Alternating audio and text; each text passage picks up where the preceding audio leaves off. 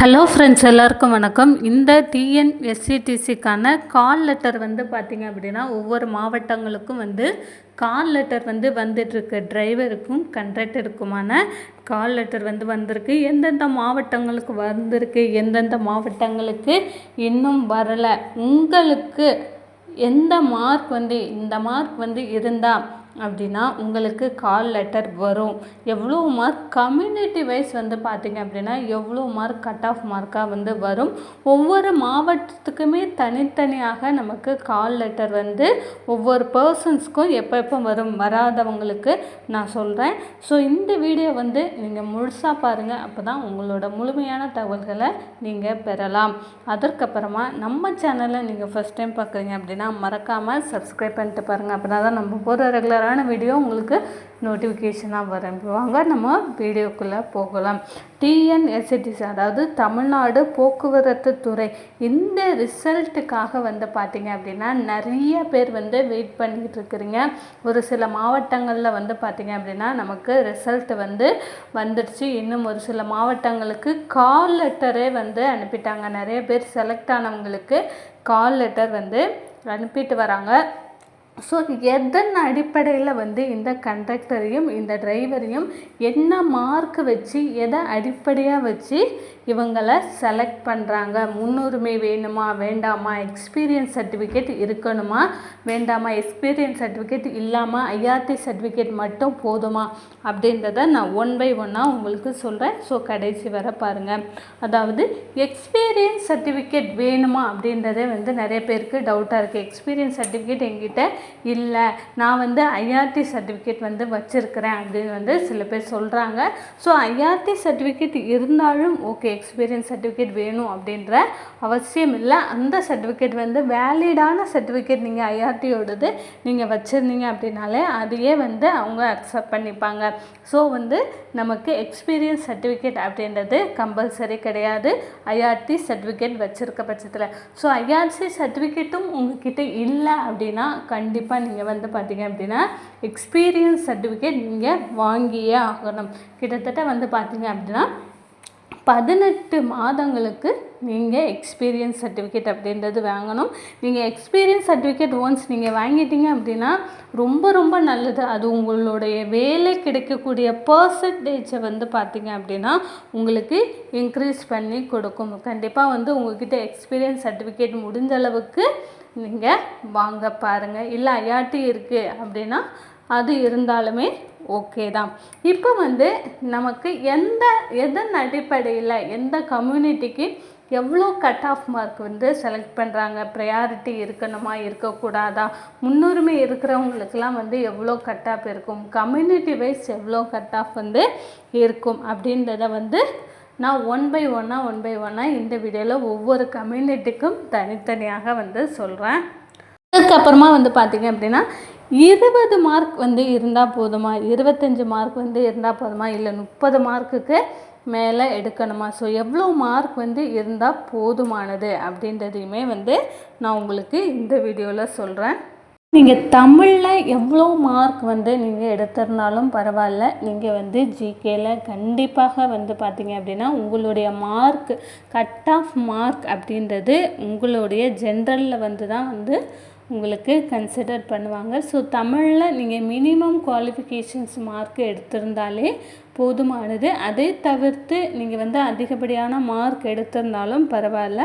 இப்போது ஜென்ரலை பொறுத்தளவில் நீங்கள் மார்க் கொஞ்சம் அதிகமாக எந்த அளவுக்கு அதிகமாக எடுத்துருக்கிறீங்களோ அந்தளவுக்கு உங்களுக்கு வேலை கிடைக்கிறதுக்கான பாசிபிலிட்டிஸ் பார்த்திங்க அப்படின்னா அதிகமாக இருக்கும். ஸோ இந்த ரிட்டன் எக்ஸாமினேஷன்ஸ் மட்டும்தான் நமக்கு ஃபைனல் ரிசல்ட்டா அப்படின்னு கேட்டிங்கன்னா கண்டிப்பாக கிடையாது. ஸோ ரிட்டன் எக்ஸாமினேஷனில் நீங்கள் செலக்ட் ஆகிட்டீங்க அப்படின்னா உங்களுக்கு நெக்ஸ்ட்டு ப்ராக்டிக்கல் அண்டு இன்டர்வியூ இருக்குது. ஸோ அதுக்குமே நீங்கள் ப்ரிப்பேராக இருக்கணும். ஸோ அதில் நீங்கள் எப்படி பர்ஃபார்ம் பண்ணுறீங்க அப்படின்றத பொறுத்து தான் உங்களுக்கு வேலை கிடைக்கிறதுக்கான சான்ஸ் பார்த்திங்க அப்படின்னா அதிகமாக இருக்கும். ஸோ டிரைவரும் கண்ட்ரக்டரையும் பொறுத்தளவில் நமக்கு ரிட்டன் எக்ஸாமினேஷனோட ப்ராக்டிக்கல் தான், ஸ்கில் டெஸ்ட்டு தான் ரொம்ப ரொம்ப முக்கியம்.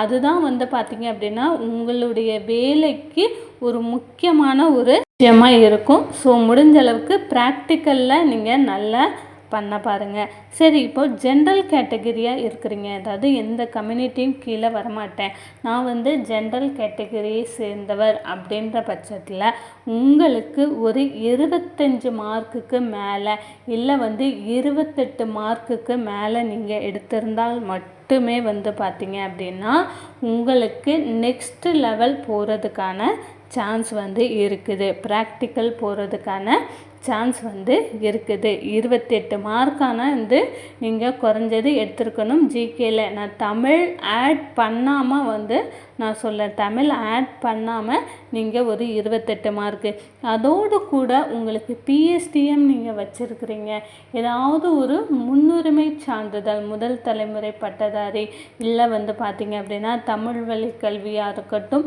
வேறு ஏதாவது வந்து நீங்கள் கொரோனாவில் தாய் தந்தை இழந்தவர்கள், ஆதரவு வச்ச அனாதை இல்லத்தில் வளர்ந்தவங்க, இந்த மாதிரியான நிறைய ப்ரையாரிட்டி விஷயங்கள் இருக்குது. ஸோ இந்த மாதிரி ஏதாவது நீங்கள் வச்சுருந்தீங்க அப்படின்னாலுமே உங்களுக்கு ஈஸியாக வேலை கிடைக்கிறதுக்கு சான்ஸ் இருக்குது. நெக்ஸ்ட்டு லெவல் வந்து நீங்கள் போகிறதுக்கு சான்ஸ் இருக்குது.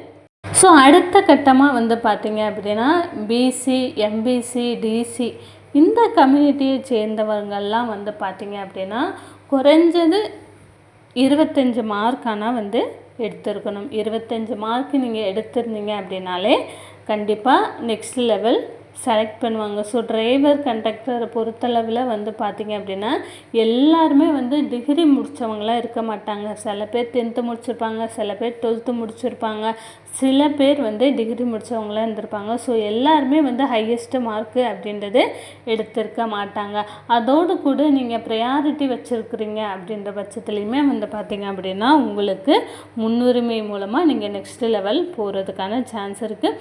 ஸோ ப்ரையாரிட்டி இல்லை அப்படின்னாலுமே வந்து பார்த்திங்க அப்படின்னா நான் சொல்கிற மார்க்கை விட ஒரு 3 மார்க் அப்படின்ற மாதிரி எக்ஸ்ட்ரா நீங்கள் எடுத்துருந்தீங்க அப்படின்னா நெக்ஸ்ட் லெவல் நம்ம போகலாம். ப்ரையாரிட்டி உள்ளவங்க தான் வந்து நெக்ஸ்ட் லெவல் போகணும் அப்படின்றது கிடையாது. ஒரு ப்ரையாரிட்டியும் இன்னொன்று ப்ரையாரிட்டி இல்லாதவங்க அந்த மாதிரி தான் வந்து நெக்ஸ்ட்டு ப்ராக்டிக்கலுக்கு வந்து செலக்ட் பண்ணுவாங்க.